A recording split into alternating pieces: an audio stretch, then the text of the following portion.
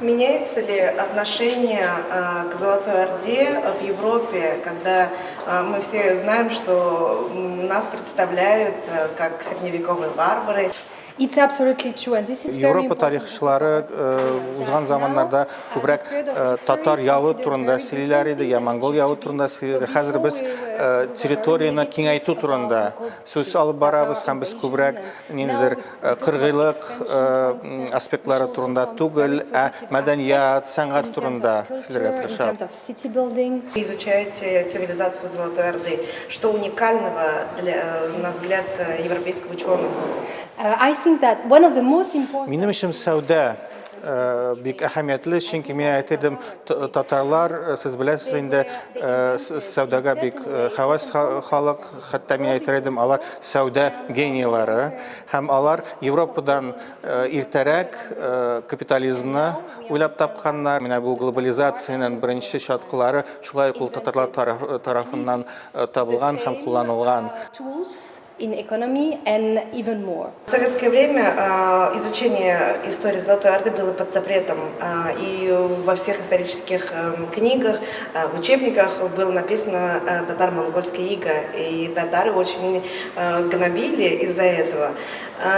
Сейчас происходит оттепель, изучается история Золотой Орды, но сейчас очень много наследников Золотой Орды, это и казахи, монголы, татары.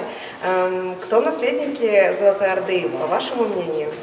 Бездән тора, без бу тарихны гади халыкка, мәктәп балаларына ничек иттереп җиткерәбез. Һәм минемчә, менә бу мәктәп дәреслегеннән ига, татарская ига, ордынская ига дигән сүзнең бетүе, бу бик әһәмиятле вакыйга Россиядә, чөнки бу чыннан да фәнгә каршы килә торган күренеш иде һәм ул хәзер юк ителде. Алтын Орда бик биек, зур дәүләт булган, империя булган һәм ул бик күп төрле халыкларны үз эченә алган. Күп төрле милләтләрне, күп төрле диннәрне үз эченә кабул иткән.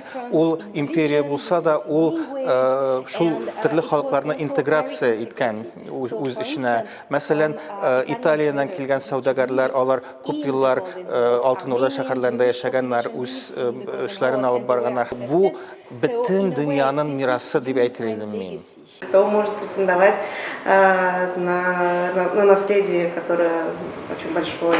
Попытки провозгласить какой-то народ единственным или хотя бы главным наследником Золотой Орды, как мне представляется, абсолютно неэффективны и, в общем-то, ненаучны. Потому что Золотая Орда объединяла самые разные народы, самые разные группы языков, представители разных религий, представители разных укладов экономических и так далее. И, в общем-то, все они внесли свой вклад в развитие и золотоордынской государственности, и золотоордынского права, и золотоордынской экономики, и золотоордынской культуры. Если делать комплимент Татарстану, то можно сказать, что он выступает сейчас в качестве такого интегратора, аккумулятора этих интересов. Действительно, мероприятия в Татарстане, в первую очередь, Золотоордынский форум, который сейчас проходит, это как раз очень яркий пример того, как правильно организовывать подобные мероприятия и созывать сюда людей из самых разных стран, регионов, слушать выступления на разном языке, но тем не менее он становится общим языком общения. Золотая Орда не была таким диким скоплением кочевников, необразованных, которые только и видели свое предназначение в том, чтобы грабить бедных, несчастных, оседлых жителей, в первую очередь русские княжества, и угонять пленных, собирать добычу, дань с них требовать и так далее. То есть это было для своего времени очень высокоразвитое государство с высоким уровнем культуры, административно-территориальным устройством, правовым регулированием, я говорю о периоде расцвета Золотой Орды, естественно, не периоде упадка.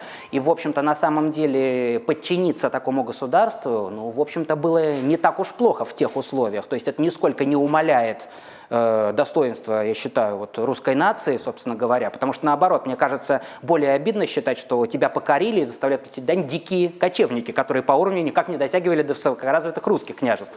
Ситуация была точно наоборот, и как раз-таки в течение нахождения в вассальной зависимости как раз русские князья что-то сумели взять на вооружение из золотоордынского опыта, организация государства, армии, налоговой системы и других какие-то элементы. И, в общем-то, все это восприняв, сумев правильно применить на практике, как раз они, в свою очередь, начали устраивать натиск на наследников Золотой Орды и сумели, в конце концов, сделать то же, что в свое время Золотая Орда сделала в отношении русских княжеств.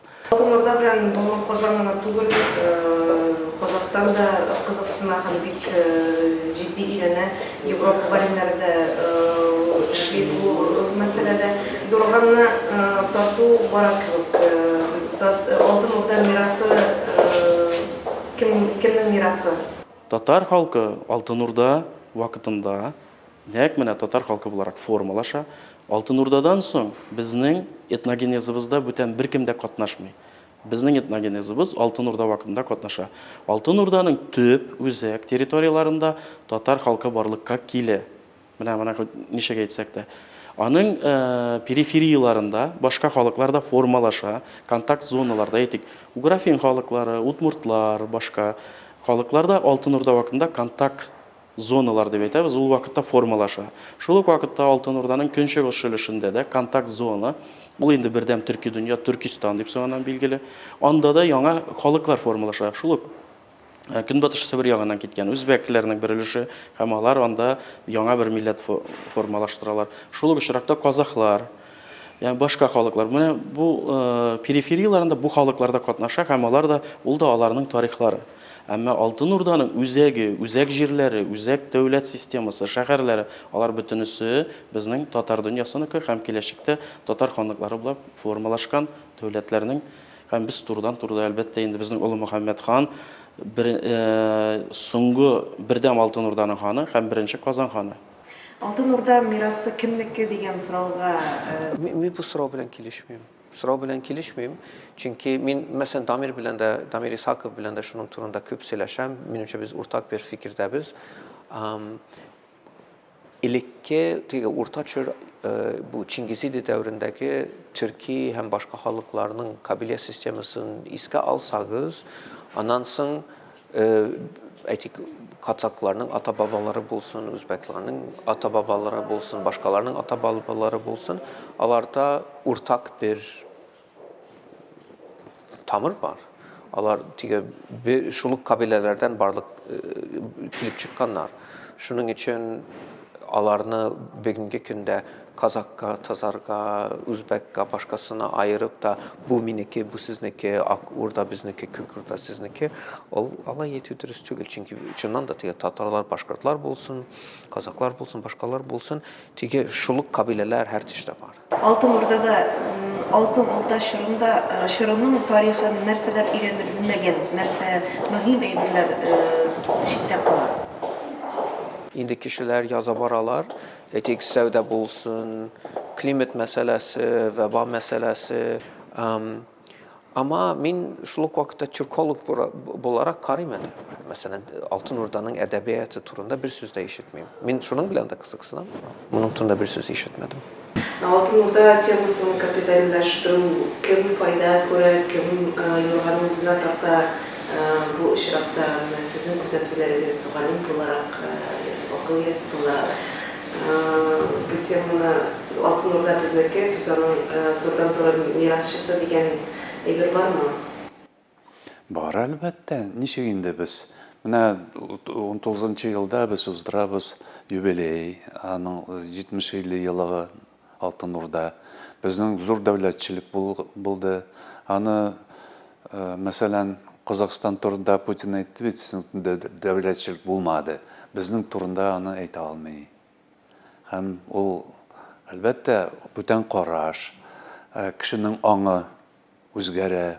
Аннан без әле күрсәтәбез Алтын Урдада, анда рус белән татарның көрәше булмаган.